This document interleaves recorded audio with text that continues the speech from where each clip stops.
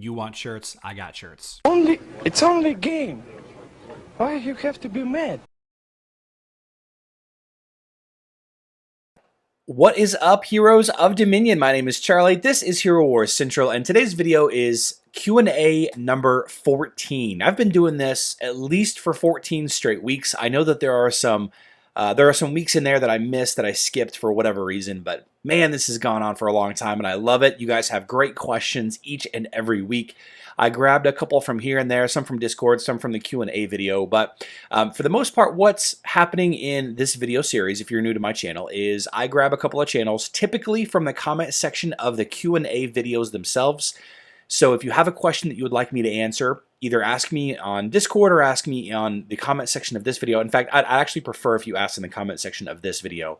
And I will take some of those questions, 4 to 5 of those questions each week, and answer them on here with a little bit of background on why I answered them in that way. So we've got 5 great questions today. One from Discord that I got asked today that I get asked all the time, and I thought it was a good question to go ahead and chat about. And then another really strong question at the very end to kind of bookend it, to talk about the one of the more popular teams right now, and got a lot of love from my last Q&A video. So first, let's start with Kubaros, and Kubaros reached out to me this morning, and I thought it was a great question to feature on here. He says, "Hello, Charlie. I want to ask a question. Do you know if a magical attacker like Orion can crit? Thanks for your time. Huge fan here." So this is a great question, and it's a very simple answer. The game is not set up to allow magical damage dealers or magical damage to crit, and the reason behind that I'm not real clear on. I think it's because of how much magic attack intelligence primary stat users get, so that it makes it just easier to do the math. I'm actually I'm actually not sure. So for those of you that aren't in the know, crit chance is calculated by crit rating divided by crit rating plus main stat of the defender. So when crit rating equals the main stat of the defender, so if your crit rating is 100 and the defender's main stat, be it intelligence, agility, or intelligence, agility, or strength, you will have a 50% chance to crit against that defender. So a lot of heroes that doesn't make it apparent why you would want to level up their main stat. For example, Astaroth using strength. Astaroth doesn't really benefit that much from strength. He does gain a little bit of health, but his abilities are based on magic attack. This is going to be one of the main reasons why, to protect Astaroth against crit damage. So thank you for the question, Kubaros. I really appreciate it.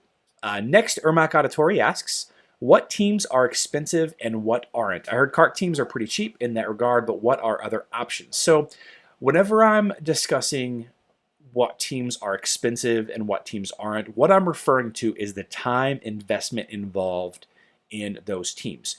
For example, you have heroes in this game that are very easy to get access to. These are your campaign heroes like Galahad, Ginger, Fox, Kira, for example. And then you have heroes that you can buy from the merchant, such as Orion, such as Jorgen, Chinmao, Chaba.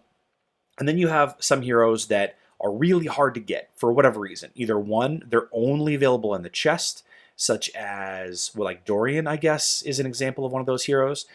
And then you have new heroes that aren't available anywhere, that you have to get during an event, like Martha or Sebastian or Envari. In some cases, some of those are available in the daily heroic chest. Sometimes they're not.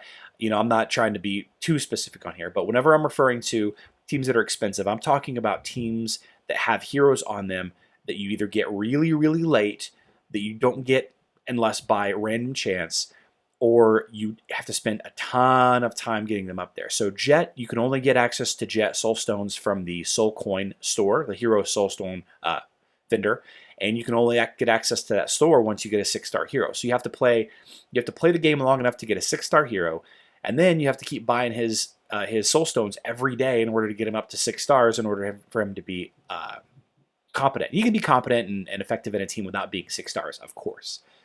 But think about Cleaver. Cleaver is random.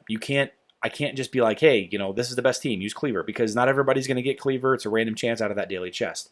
Think about heroes like The twins are kind of considered an expensive team because of how late in the campaign you get access to their soul stones and how much of an energy investment each of their soul stone missions take. So whenever you're building a cheap team or a free-to-play team, you're going to build it out of campaign heroes and merchant heroes. But if you're going to build a more expensive team, Kark can be very expensive if you don't have if you don't have a silver Guild Wars team. So yeah, just things to keep in mind as you play the game. It's going to depend on how long you want to invest in this game. Question 3 from Vitario Tapalo says, "Hi, I'm a free-to-play player on mobile. What's the best way to spend emeralds in your opinion? Thanks." Great question. Great question. This is another great question that I get all the time, and I think it's worth answering again. If you are on mobile, in my opinion, the best place to spend emeralds will be on the Outland chests. The skin stones that you can find in those chests and the skin certificates that you can find in those chests are some of the most used resources in the game. And despite the change that went into effect a couple of months ago, that's probably the best use of spinning emeralds. The second best use of spinning emeralds on mobile would be the artifact key chests. If you can you can buy some artifact chests, especially when they're on discount. That would be ideal. I think you can open like 10 chests for 800 emeralds or something like that.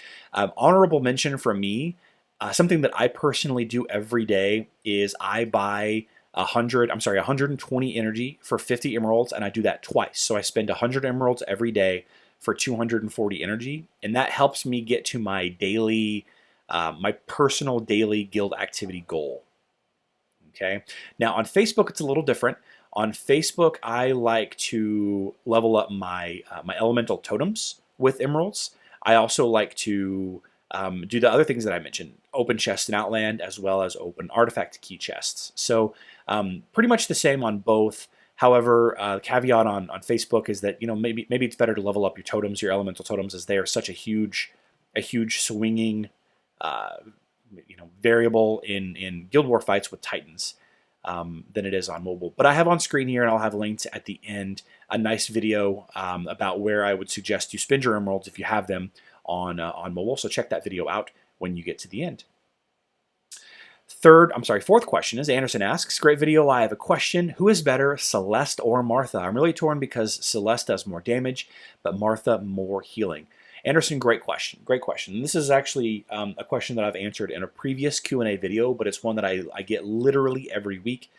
Celeste is one of the best single target healers in the game. Celeste provides prevention of negative effects such as foxfire marks or curses, stuns, blind effects. The problem with Celeste is twofold. First of all, her healing sphere only targets the hero with the least amount of health, which is good. You absolutely want to heal the lowest amount of health hero. However, the other utility functions of her purifying sphere don't really affect the rest of your team. So if you're trying to protect your Kark from negative effects, if you're trying to protect your Jorgen from foxfire marks, and your Jorgen is not the lowest health hero, Celeste isn't going to do you any good. The second problem with Celeste in this particular argument is that you cannot always control Celeste, and whenever she toggles back and forth between her dark form and her light form, she's basically splitting time between doing damage and healing. And because of this, a lot of people will put Celeste and Martha together.